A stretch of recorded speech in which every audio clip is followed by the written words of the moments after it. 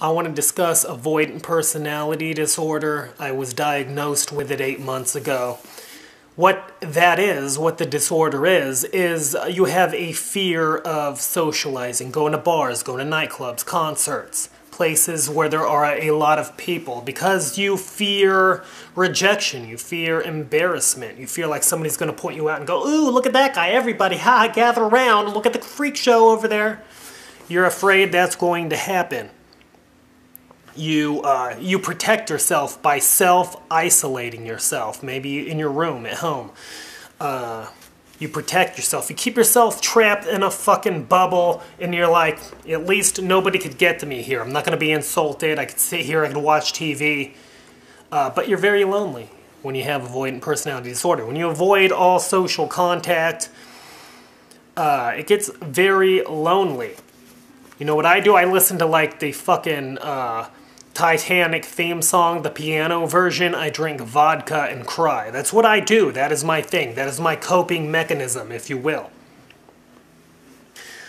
Whew. Maybe you relate to this. They say it's typically brought on by events in childhood. Maybe you had an abandoning father. Maybe he left you when you were 5. Maybe you were picked on and abused verbally by kids in school.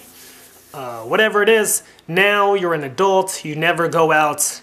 You avoid all contact. People text you on the phone. You don't write back. People call you. You click the ignore button. And that's if you are lucky enough to have friends and people that care about you. Yeah. So what can I say? A lot of times I'll be walking out in public and I'll have my hat down like this because I don't want fucking people seeing me. Because I'm afraid if they see me, they're going to go, ew, look at that guy. There's something wrong with his face. He looks like he's got cancer. He looks like he's on crack. He looks like he was afflicted with cancer and he's so devastated by it that he started getting hooked on crack as a way of coping with the cancer, and now it's just eating him away twice as fast. That's what he looks like. I'm going to take my hat off. See, I probably do look like I got cancer. Probably, maybe. But that's the case. Yeah, I mean, I'm getting better. They say you can never really cure avoidant personality disorder. I did try antidepressants, and I'll tell you, I never wanted to kill myself until I started taking antidepressants. I took the generic form of Celexa, and I was in the bathtub. By the way, when I was given this generic form of Celexa, the doctor goes, dude, this is going to make you feel real good. And he used the term dude. He was actually a nurse practitioner. So I'm taking this, I'm excited. A couple of weeks go by, I'm in the bathtub, and I hear this voice going, kill yourself. And it was probably my voice, but not me thinking about it. Like just from out of nowhere, just, you know, urging me to kill myself. And, you know, I stopped taking that. I'm like, I'm done with this. I'm going to listen to the voice at some point, and I'm going to kill myself. By the way, before you kill yourself, go skydiving. If on the way down you're praying to live, you know you really don't want to die. If on the way down you're like, I got to take this shit off so I can land with nothing and fucking splat on the earth, then you know you do want to die. And that's a good way of testing yourself. What more can be said about this disorder? Because I know people have it. People are going to be Googling this or searching it on YouTube. If they have it, they're going to see this. Hopefully they're going to relate, share their own story.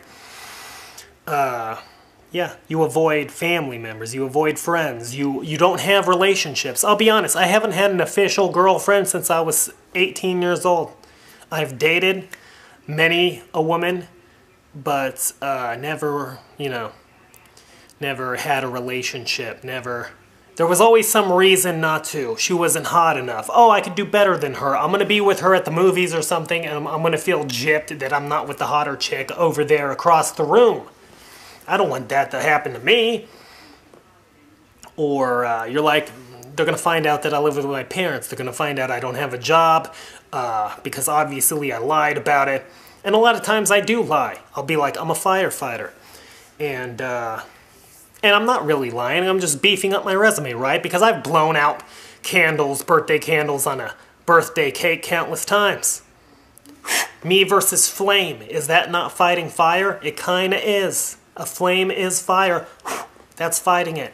That's doing battle. That's like I'm doing like fucking shadow boxing moves to the flame. Like, let's say it's a Mortal Kombat situation, a video game. You're like, finish him.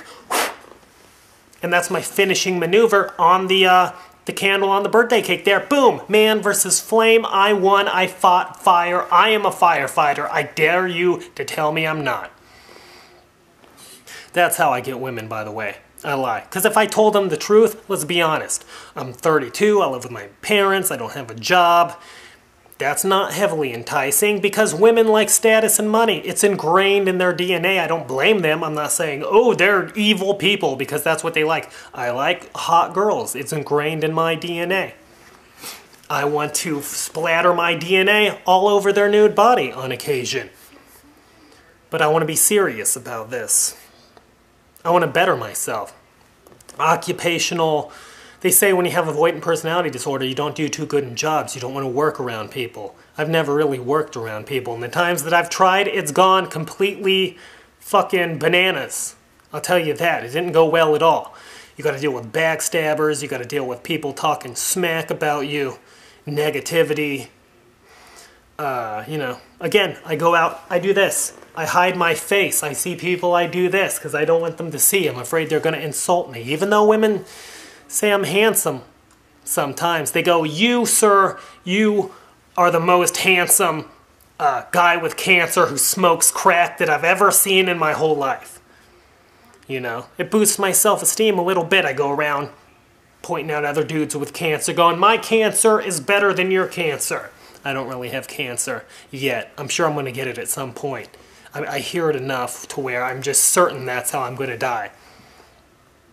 And I could be jolly, and I could crack jokes right here, and I could talk about smoking crack, which I don't. But in real life, I avoid all social contact.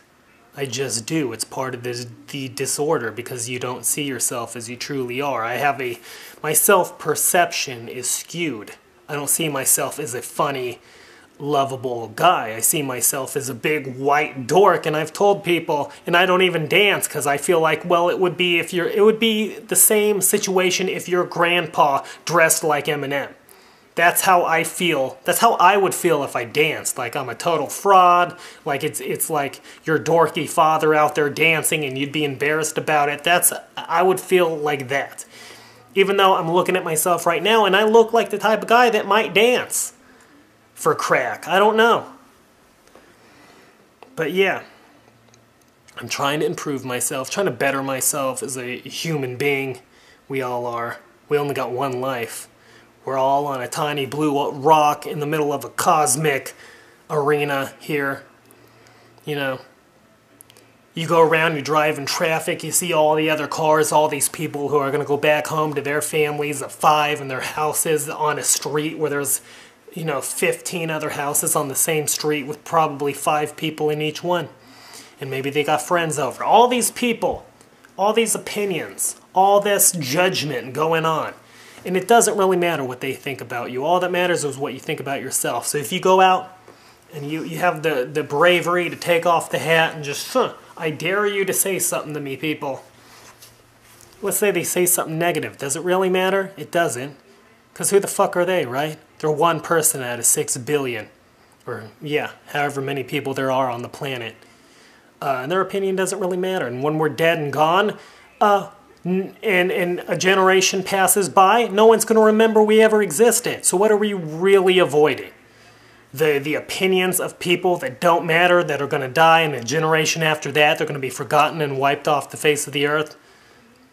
We have to get over this. We have to, and you might want to do what I do, print out a list of the symptoms and start fucking going against the symptoms. Stop looking. And if you do what I do, you look for signs that people are judging you negatively so you can then hate the world. You justify it. You go, aha, he's looking at me like I'm disgusting. That means I am disgusting. I can continue hating the world. I can go home, turn on the Forrest Gump theme song, drink a bottle of vodka, and cry and hate life. Don't look for signs of judgment. Ignore it. If somebody says something about you, ignore it. If somebody goes, oh, that looks like a 10-cent outfit you got on, be like, yeah, your girlfriend gave it to me. That's after I ate her out. That was our agreement. That was, yes, I agreed to eat her out and she stole your wardrobe and gave it to me. If it looks like it's 10 cents, that's because you're a shitty dresser, son. I just made up that scenario. If it didn't make sense, I'm sorry. I didn't script this out, people. But, yeah. So if anybody else has something to say, I'm sure I'm going to make more videos about avoidant personality disorder and how we can overcome this as a people, as a group. I'll continue doing that. Leave me some comments. And until next time, boom.